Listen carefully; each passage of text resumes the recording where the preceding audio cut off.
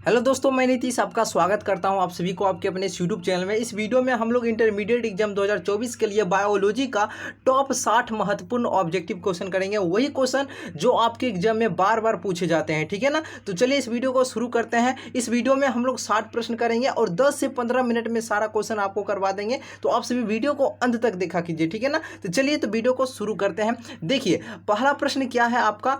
देखिए द्विनिषेचन की खोज की है, बताइए द्विनिषेचन की खोज किस वैज्ञानिक ने किया है। तो ये नवासीन ने किया है। ऑप्शन नंबर आपका बी नंबर सही जवाब हो जाएगा, ठीक है। चलिएगा अगला प्रश्न देखिए क्या कहता है आपका। दूसरा नंबर प्रश्न कहता है निम्न में से औसत फल किससे बनता है। औसत फल का निर्माण किससे होता है। पुष्पासन से होता है। ऑप्शन नंबर बी, ठीक है ना। चलिए और आपका जवाब कितना सही होता है लास्ट में कमेंट करके बताइएगा। तीसरा प्रश्न देखिए सत्य फल का निर्माण किससे होता है। सत्य फल का निर्माण जो होता है आपका अंडाशय से होता है। ऑप्शन नंबर आपका क्या हो जाएगा, ए नंबर सही जवाब हो जाएगा। देखिए अगर आपको वीडियो अच्छा लगे तो आप सभी वीडियो को अवश्य लाइक कीजिएगा। आप सभी के लिए बहुत मेहनत करते हैं, तो आप सभी वीडियो को अवश्य लाइक कीजिए और इस चैनल पर नए तो चैनल को सब्सक्राइब कर लीजिएगा ताकि आपका एक भी वीडियो छूटे ना, ठीक है ना। देखिए अगला क्वेश्चन क्या है। चिरस्थायी बाह्य दल निम्न में से किसमें पाया जाता है। तो देखिए ये बैगन में पाया जाता है। ऑप्शन नंबर आपका ए हो जाएगा। अगला प्रश्न देखिए क्या कहता है आपका। इनमें से किसका पुष्पासन खाया जाता है।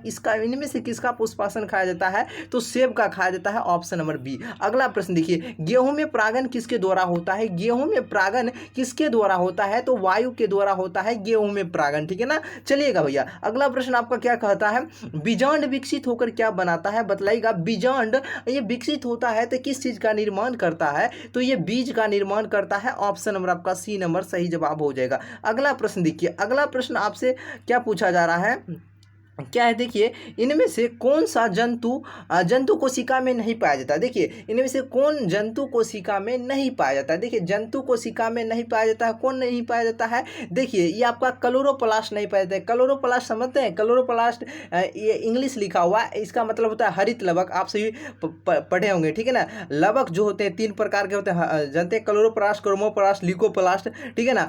तो इसी ये आपका जंतु कोशिका में नहीं पाया जाता। जंतु कोशिका यानी हम लोग उसमें आते हैं। उस हम लोगों में माइटोकॉन्ड्रिया, राइबोसोम, गोल्जी बॉडी, देखिए राइबोसोम लिखा हुआ है, राइबोसोम होगा, गोल्जी बॉडी, ये सभी हम लोगों में पाया जाता है, ठीक है ना। तो देखिए इसमें जंतु कोशिका में नहीं पाया जाता है। हम लोगों में क्लोरोप्लास्ट नहीं पाया जाता यानी हरित लवक जो क्या कहता है ये भोजन का निर्माण करता है पौधा, ठीक है। तो ये हम लोगों में नहीं पाया जाता है। ऑप्शन नंबर आपका ए हो जाएगा। अगला देखिए एनाट्रोप्स बीजांड होता है, बतलाइएगा। एनाट्रोप्स जो बीजांड होता है यह उल्टा होता है। क्या होता है, उल्टा होता है। ऑप्शन नंबर बी हो जाएगा, ठीक है ना। चलिएगा अगला प्रश्न समझिएगा क्या कहता है आपका। इनमें से कौन जलोद्भिद पौधा है। देखिए ऑप्शन देखिए जलोद्भिद पौधा कौन है। अब देखिए ऑप्शन देखते ही आपका जवाब आ जाना चाहिए सिंघारा। बिल्कुल सही जवाब आपका हो जाएगा। ऑप्शन नंबर आपका ए जलोद्भिद आपका कौन है, सिंघारा। अगला प्रश्न देखिए। अगला प्रश्न आपसे पूछा क्या जा रहा है। भ्रूणपोष वाले बीजों को क्या कहा जाता है। एंडोस्पर्मिक कहा जाता है। और ये जितना भी इंपॉर्टेंट क्वेश्चन है वही क्वेश्चन आपको करवा रहे हैं। और जितना चैप्टर वाइज है ना, चैप्टर वाइज से क्वेश्चन और जितना इंपॉर्टेंट 2024 में पूछे जाने को वही क्वेश्चन आपको हम करवा रहे हैं, ठीक है। एक भी क्वेश्चन आपके एग्जाम में छूटने वाला नहीं है, ठीक है ना। अगला प्रश्न देखिए निम्नांकित में से कौन जलीय जंगली घास है। बताइए जलीय जंगली घास कौन है। देखिए आपका ये जलकुंभी होता है। जलीय जंगली घास कौन होता है, जलकुंभी। ऑप्शन नंबर आपका सी हो जाएगा, ठीक है ना। चलिएगा अगला प्रश्न देखिए वायु परागन किसमें नहीं होता है। देखिए वायु परागन किसमें नहीं होता है, सेल्विया में नहीं होता है। आपका जवाब आ जाना चाहिए। ऑप्शन नंबर क्या हो जाएगा, देखिए ऑप्शन नंबर डी हो जाएगा। ऑप्शन नंबर डी, ठीक है ना। इस तरह से तैयारी कीजिए कि क्वेश्चन पढ़ते ही आपका आंसर आ जाना चाहिए, ठीक है ना। देखिए अगला क्वेश्चन निम्नलिखित में से किस पौधे में स्वपरागन होता है। तो ये आपका द्विलिंगी पौधे में होता है। Option number B. अगला प्रश्न देखिए क्या है। अगुणित भ्रूणपोष निम्नलिखित में से किसकी विशेषता है। तो ये अनावृत बीजी की है। ऑप्शन नंबर आपका बी हो जाएगा सही जवाब। अगला प्रश्न देखिए निम्न में से किसमें जल द्वारा परागन होता है। बतलाइए जल के द्वारा परागन किसमें होता है, जलकुंभी में होता है। और कमल में आपका कीट के द्वारा होता है। आप सभी को पता होना चाहिए, ठीक है ना। चलिए अगला प्रश्न भ्रूणकोश की यानी भ्रूणपोष या भ्रूणकोश की सेंट्रल कोशिका का नाम क्या है, द्वितीयक केंद्रक, ठीक है ना। क्या है, द्वितीयक केंद्रक। Option number B. अगला देखिए निम्न में से कौन एक लिंगी है। बतलाइए जवाब आ जाना चाहिए। बहुत बार क्वेश्चन पूछा जा चुका है। पपीता आपका क्या है, एक लिंगी है। अगला प्रश्न देखिए क्या कहता है आपका। किस फल का बीज चोल खाया जाता है, जायफल, लीची, शरीफा और इनमें से सभी होगा। ऑप्शन नंबर क्या होगा? डी। तो किसका खाया जाता है? बीज चोल खाया जाता है। किसका खाया जाता है? आपका लीची का खाया जाता है। किसका खाया जाता है? लीची का। अगला प्रश्न देखिए, अगला प्रश्न आपका क्या कहता है? परागकण मुख्यतः होता है, ये परागकण मुख्यतः ये आपका नर युग्मक होता है। क्या होता है? नर युग्मक होता है। परागकण मुख्यतः होता है आपका नर युग्मक होता है। चलिए, नर युग्मक, अरे भैया देखिए, परागकण मुख्यतः होता है स्पोरोफाइट युग्मक, नर युग्मक, इनमें से परागकण, हाँ नर युग्मक होता है। सही है, बिल्कुल नर युग्मक आपका क्या हो जाएगा? सही जवाब हो जाएगा। अगला प्रश्न, अगला प्रश्न देखिए, क्या पराग भित्ति होती है? पराग भित्ति ये होती है, ये आपका द्विस्तरीय होती है। पराग भित्ति होती है द्विस्तरीय होती है, ठीक है ना, द्विस्तरीय। अगला देखिए, परागकण हो सकते हैं, देखिए ये एलर्जी कारक हो सकते हैं। क्या हो सकते हैं? एलर्जी कारक। ऑप्शन नंबर आपका सी हो जाएगा। अगला देखिए, अगला प्रश्न आपसे क्या पूछा जा रहा है? वायु परागित पुष्प सामान्यतः होते हैं, ये छोटे एवं रंगहीन, ये दोनों होते हैं। ऑप्शन नंबर आपका डी जवाब आ जाना चाहिए, ठीक है ना। अगला देखिए, एनीमोफिली नामक परागण ये किसके द्वारा होता है? तो देखिए, एनीमोफिली नामक परागण जो है ना, ये हवा के द्वारा होता है। किसके द्वारा? हवा के द्वारा। अगला देखिए,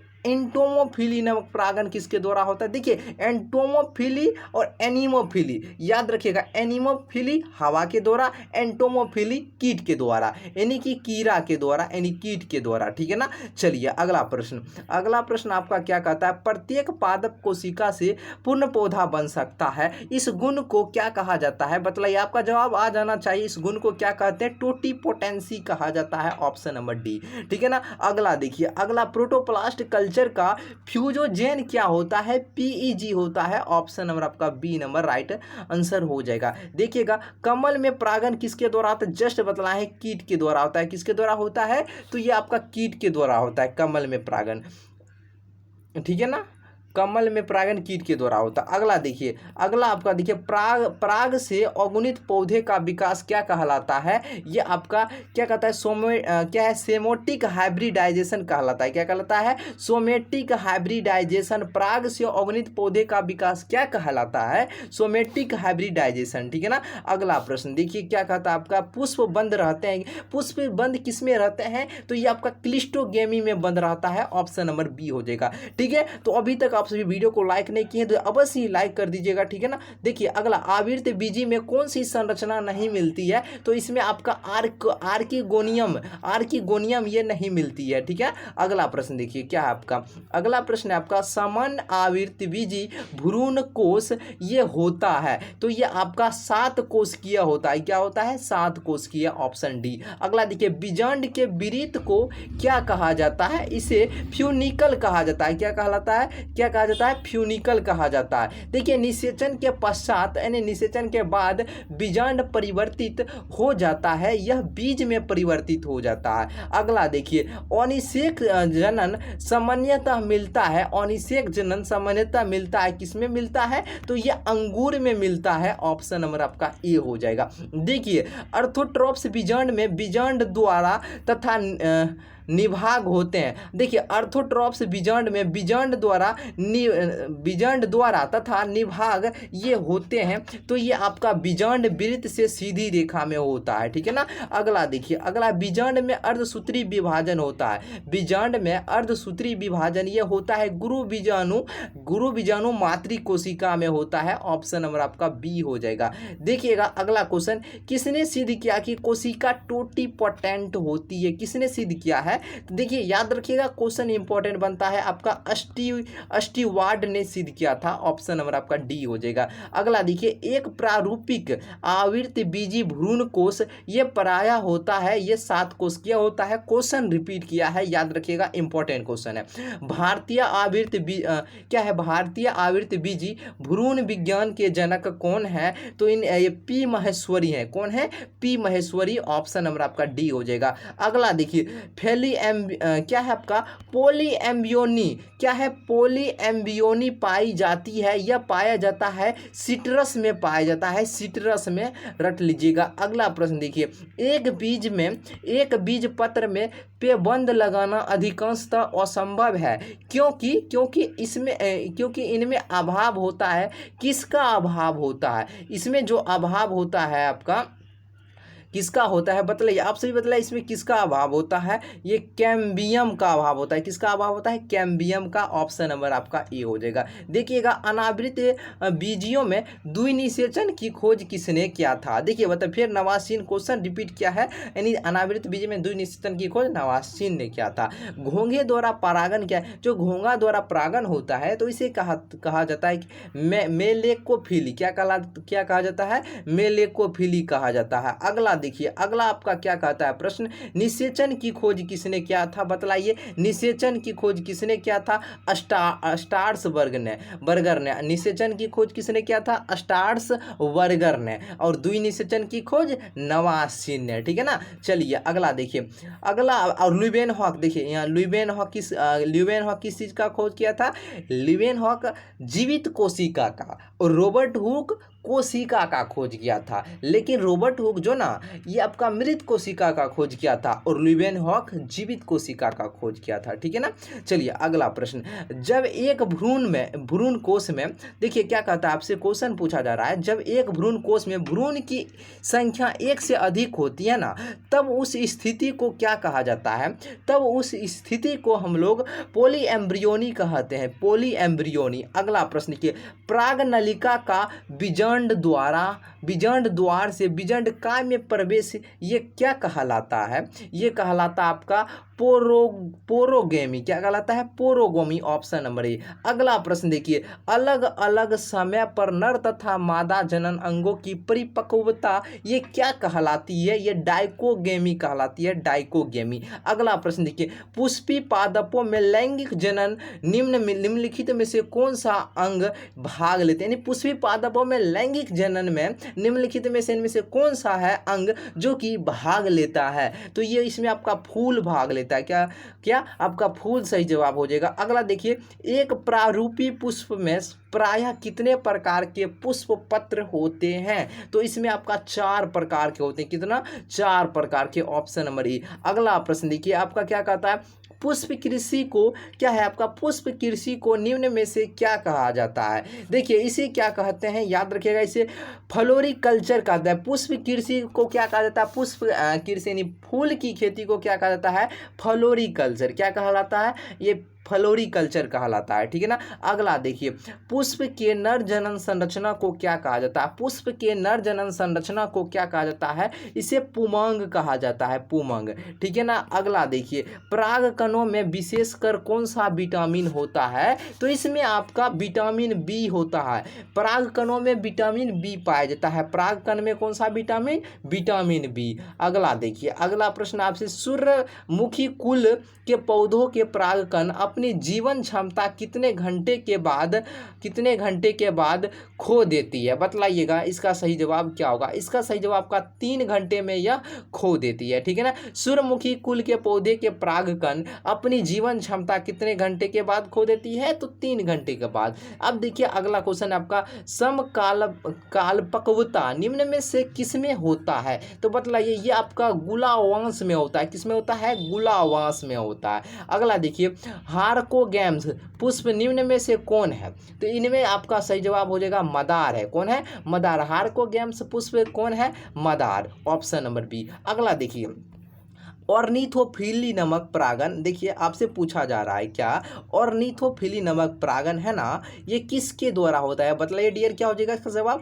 पक्षियों में, यानी पक्षियों में ऑर्निथोफिली नामक पर परागन होता है। किसमें होता है? पक्षियों में। पक्षियों के द्वारा ऑर्निथोफिली नामक परागन। ठीक है ना। एनिमोफिली नामक परागन किसके द्वारा? हवा के द्वारा। एंटोमोफिली नामक परागन कीट के द्वारा। मैलमिकोफिली नामक परागन किसके द्वारा? क्या बतलाए थे, बताइएगा। अगला देखिए, वेलिसनेरिया में किस प्रकार का पर परागन होता है? देखिए वेलिसनेरिया में जल परागन होता है, ऑप्शन नंबर आपका ए हो जाएगा, ठीक है ना। अगला देखिएगा, चींटियों द्वारा परागन, चींटियों में द्वारा परागन, चींटी के द्वारा जो परागन होता है उसे हम लोग कहते हैं मार्मिकोफिली। क्या कहते हैं? मार्मिकोफिली। ऑप्शन नंबर आपका बी हो जाएगा, ठीक है ना। देखिए निषेचन क्या है, बतलाइए निषेचन क्या है, यानी फर्टिलाइजेशन क्या है? ये अंडा तथा नर न्यूक्लियस का क्या है? संयोजन है, ऑप्शन नंबर बी। देखिए 60 प्रश्न आपको हम बहुत ही जल्द करवा दिए हैं। अगर आपको वीडियो अच्छा लगा है तो कमेंट करके बतलाइएगा आपको वीडियो कैसा लगा है, और अच्छा लगा हो तो लाइक जरूर कीजिएगा, चैनल को सब्सक्राइब कीजिएगा, अधिक से अधिक अपने दोस्तों को शेयर कीजिए, ठीक है ना। और एक भी क्वेश्चन आपके एग्जाम में नहीं छूटने वाला, सारे क्वेश्चन आपको करवा देंगे, ठीक है ना। चलिए तो आज के लिए इतना ही रहने देते हैं, फिर मिलते हैं नए वीडियो में। और आप सभी का जो कमेंट आ रहा है ना, सब्जेक्टिव वीडियो, ठीक है ना। तो देखिए अभी हम पूरा फोकस जो कर रहे हैं आपका ऑब्जेक्टिव क्लियर पूरा करवा देते हैं ना, और उसके बाद सब्जेक्टिव ही आप जल्द ही 2 से 4 दिन में आपको सब्जेक्टिव का भी वीडियो अपलोड कर दिया जाएगा, ठीक है ना। चलिए तो आज के लिए इतना ही रहते हैं, फिर मिलते हैं एक नए वीडियो में आप सभी के साथ, बिंदास के साथ, ठीक है ना।